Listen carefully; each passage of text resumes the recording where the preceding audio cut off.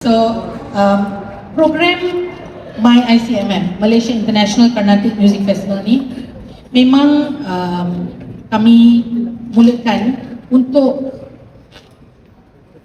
mempaparkan bahawa Malaysia adalah sebuah negara majmuk di mana semua kaum ada memberi sumbangan yang besar dari segi muzik. So, sebagai kaum India, muzik dari selatan negara India iaitu Tamil Nadu, Andhra, Karnataka dan Kerala adalah dikenali sebagai Carnatic music. Jadi di Malaysia ni yang paling banyak adalah penghuni kami masyarakat Malaysia India adalah dari selatan India. Jadi memang festival ni memaparkan budaya dan muzik kaum India. So that is the first yang kita nak buat.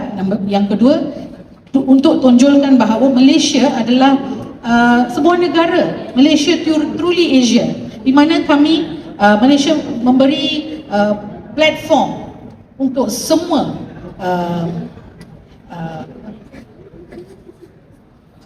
semua penggiat seni boleh jadi popular, masyhur dan okay. So kenapa kami jalankan piramid? Kenapa first time?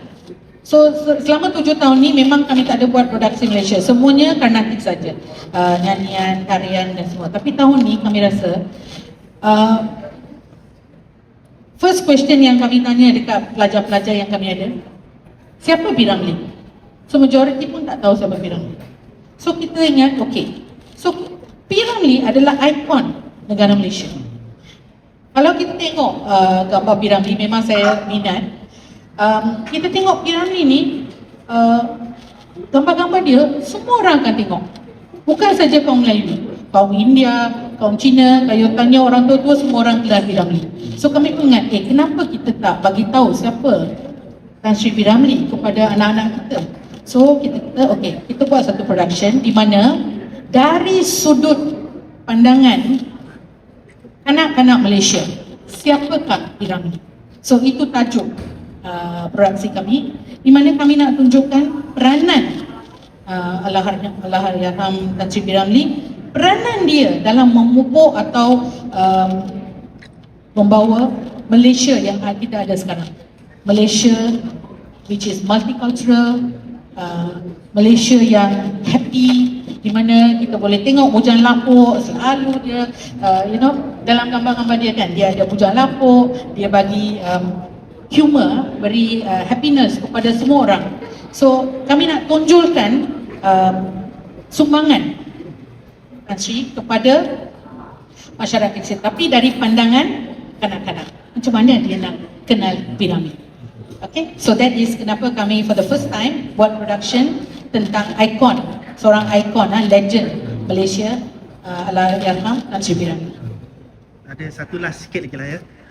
Adakah pihak penganjur akan menjalinkan collaboration dengan agensi seperti JKKN, Aswara, nama-nama yang besar lah, muzium tu, adakah akan melibatkan mereka ataupun macam mana? Okay, sebenarnya first when we start memang kita nak kolaborasi dengan ramai orang, and then finally kita sekarang memang Sugeng, Yayasan Sugeng memang buat banyak program kolaborasi dengan JKKN, dengan agensi-agensi lain macam UPSI. Memang diorang partner kita dalam banyak program yang lain.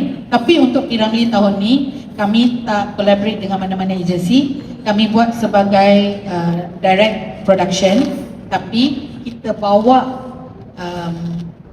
what we say talent, macam music director Encik Faizal dari Aswara. Dulu dia belajar Aswara. Encik Guna, dia pun koreografer, professional koreografer dari agensi lain. So macam tu kita collaborate. Dan kita punya artistic director, Puan Shantini Venugopal, dia pun nama besar dalam bidang kita. Dia yang buat artistic direction. So macam ni kita bawa talent-talent yang besar untuk mengajar kanak-kanak ni supaya dia dapat menjalankan program P. Ramlee ini dengan sempurna. Okay. Terima kasih.